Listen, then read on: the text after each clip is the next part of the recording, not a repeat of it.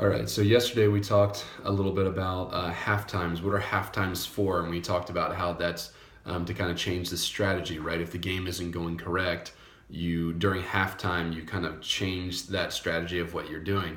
We saw that obviously worked for the New England Patriots because they went in at halftime down, I think 28-3 at that point, and come back and win the game. So half times serve a purpose, and what I'm asking you to do is to have a spiritual halftime where you check strategy and certain areas like we're going to talk about today and say, am I doing the best in this area that I can be, or do I need to adjust something? So today we're going to deal with the issue of defense, playing defense in our spiritual life. In Ephesians chapter 6, we talked about it not so Super Bowl. Paul gives this order or this command to the church there at Ephesus, and he's saying to them, take up the whole armor of God that you may be able to withstand in the evil day. And then the final phrase is, and having done all to stand. It's like a coach is looking at his team in the locker room and he's saying, listen, we're on the final play. You need to stand. You need to do everything you can to stop this attack. And then he goes into the different types of armor that we put on, because you put on armor for defense, right? I mean, you could have all kinds of ammunition, you could have all kinds of weapons, but if you don't have armor on, then you don't play defense. You could just get shot, or you could get killed or stabbed, whatever the medieval time to modern time might be.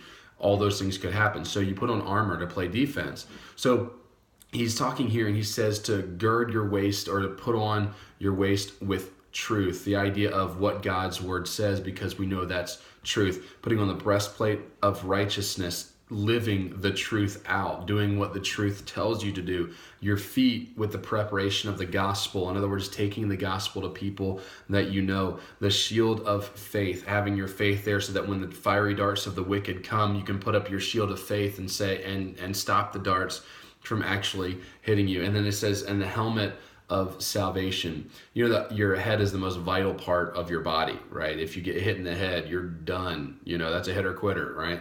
Because what happens is when it hits your head and it affects your brain in any way, especially obviously if it's a blade or something, you're done for. So the helmet of salvation is of utmost importance because it protects the most vital part of your body. But then beyond that, talking about the shield of faith, the breastplate of righteousness, the feet with the preparation of the gospel, all of these things are things that you need to look at during halftime and say, am I playing defense to the best of my ability?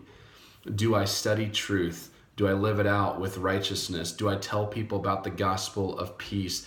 Do I use the shield of faith to quench the darts, or am I constantly doubting my faith and my salvation because I'm not actually believing and doing what God's word says? But most importantly, am I saved? Do I have the helmet of salvation on? Do I know who Jesus Christ is and what he's done for me, and have I accepted what he's done for me? So during your spiritual halftime, take a look at your defense. Are you playing defense the way that Paul encourages you to play it, and that helps you in this game called life? Pray for Annie today. She is our teen of the day, and that she has a good week at school. And as we look forward to everybody getting together on the all-nighter this weekend, that everybody will make it back safely. All right, have a good day.